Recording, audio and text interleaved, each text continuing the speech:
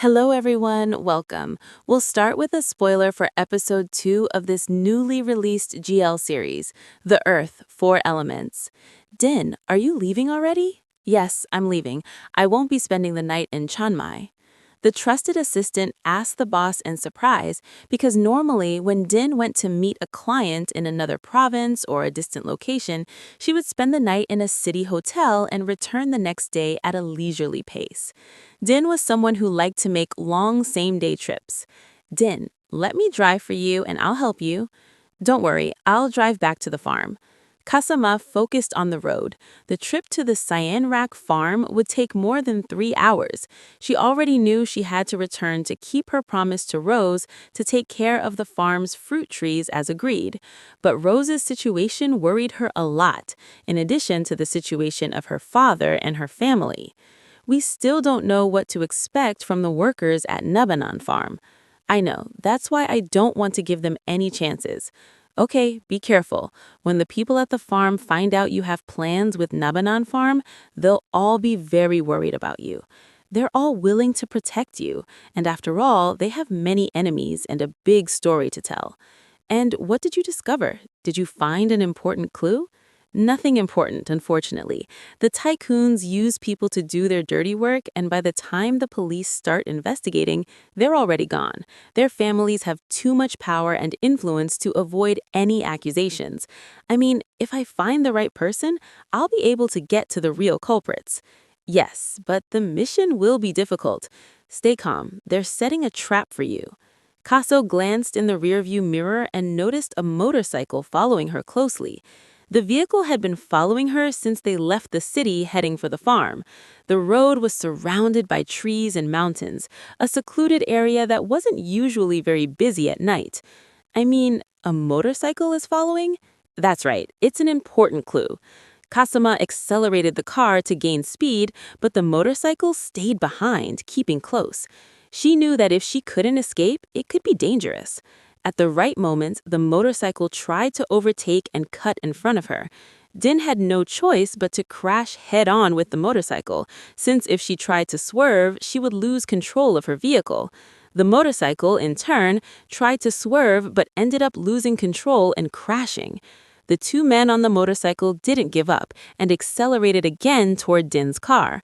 When they managed to get close, one of the men pointed directly at her. Din, don't get out of the car. It's dangerous. I have one too, but they have two. It's still under control. The situation didn't turn out as she expected. Din slowly opened the car door since the tire was punctured due to the impacts and the vehicle could no longer move.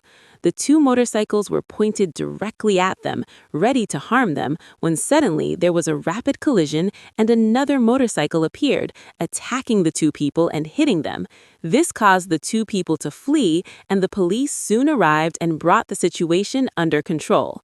If they cause trouble again, they'll regret it, Lieutenant said. I warned you that you would be taking a risk, but you're doing it your way. Din. The young woman breathed a sigh of relief. She knew she was taking a risk, but the operation was necessary. It was risky, but the reward of capturing those responsible for the crimes was worth it, especially now that she had concrete evidence. Din, you're back? Rose, it's very late. Why have you tired us? Hello? So, you're Din's cousin, right? I saw your picture.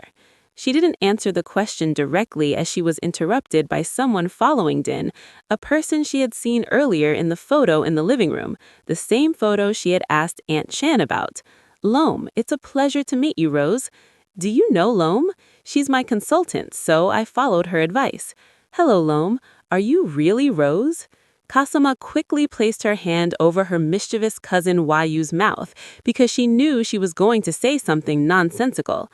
Wayu's impulsive and talkative behavior often left everyone speechless, unsure how to react, so she quickly tried to stop Wayu from continuing. Rose can rest. Din will sleep at home tonight. We'll talk tomorrow, okay? Fine, I'll go to bed. Kasama waited until she was sure the people accompanying her had left the area, and only then did she turn around with a stern look. Meanwhile, Wayu continued laughing, not understanding what was happening. You can't talk like that, Din. When you meet a beautiful woman, you just want to say she's beautiful. There's nothing wrong with that. The problem is that Rose isn't a friend. I forgot that she's your wife now. Kasama didn't know whether she should be happy to help or tell Wayu to leave the Cyan Rack farm right away. It seems they have a bigger plan than we imagined, and the culprits who were caught don't want to confess, and she was behind it all. They're just claiming it was an accident, that she was driving recklessly, and that prompted them to follow her. Who knows? Maybe the police chief is on their side.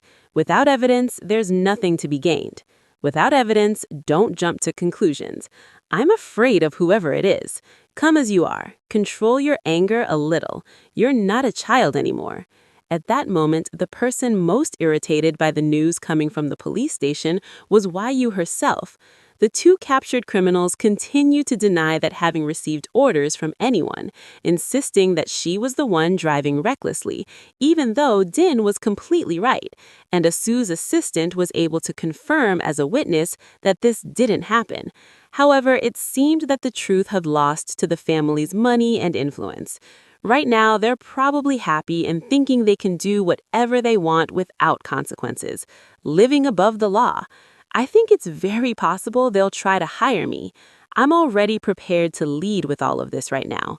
My biggest concern is Rose. I don't know how to convince Wayu to change her target and leave her alone. Are you thinking of using yourself as the target instead of Rose? If there's a way, I want to redirect the attention onto me. I suppose there is a way, but if Rose finds out, she definitely won't agree. Besides, if her uncles find out, they'll be completely against it. They'd never let you risk your life for a woman. What's the plan? Din, you're scared, aren't you? I don't listen to anyone's warnings. Speak now. Kasama looked at Wayu, who was shaking her head in dismay at her stubbornness. Din had a firm decision, without doubts or hesitation, especially when it came to helping Rose. She had already promised Lord Tipakor and Rose herself that she wanted to do everything possible to protect her and was determined to keep her word. From what I've heard, Wasu wants to marry Rose, and her father wants Lord Tipakor's land. If they want to take everything that belongs to Rose's family, then why don't you take everything that belongs to her? What do you mean? If we can make them believe that Rose and Chanchan's lands already belong to you, they'll lose control. They'll focus all their attention on you. In my opinion, this might be the only way out. Can you believe I never wanted the great Chanchan? If it were on me, I could never handle everything that always fell to my father. I'm not as capable as he was. If I had the choice, I'd prefer my father to recover and become strong again. I know, Rose, you're not an ambitious or selfish person. Din spoke to the young woman with understanding and empathy. Even though they had been separated for 14 years, she still felt the sweetness and kindness of that young woman. The passage of time may have matured Rose, but it hadn't changed the gentle and kind essence of the young woman. On the contrary, it only made her a strong and determined woman. Do you think my father will recover? Is there any point in continuing to hope? Lord Tipakor is very strong. He's fighting, and you, Rose, have to fight alongside him. It's true, I can't afford to be weak. I have to be strong and keep fighting for my father, Rose said firmly.